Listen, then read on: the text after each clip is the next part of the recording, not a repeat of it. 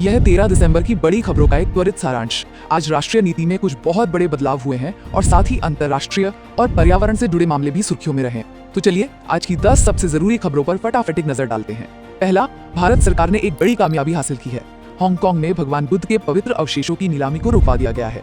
सरकार ने इसके लिए यूनेस्को 1970 कन्वेंशन का इस्तेमाल किया। दूसरा, मनरेगा में भी बदलाव हो सकता है। सरकार अब 100 की जगह 125 दिन के रोजगार की गारंटी देने पर सोच रही है और योजना का नाम भी बदल सकता है। तीसरा, परमाणु और बीमा दोनों सेक्टर में बड़े सुधार हुए हैं।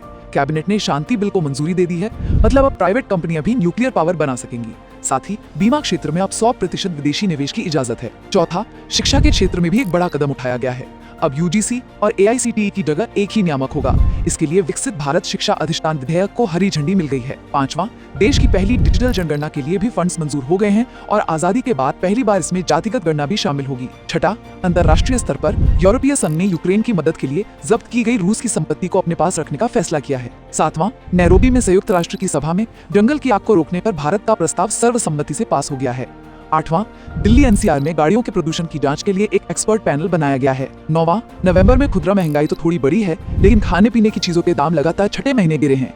और आखिर में एक चिंता की बात, चक्रवात सैन्यार की वजह से सुमात्रा के तपनौली और ओरंगुटान विलुप्त होने की कगार पर पहुंच गए हैं। तो कुल मिलाकर आज के ये फैसले भारत की आर्थिक और सामाजिक नीतियों को एक नई दिशा दे रहे हैं।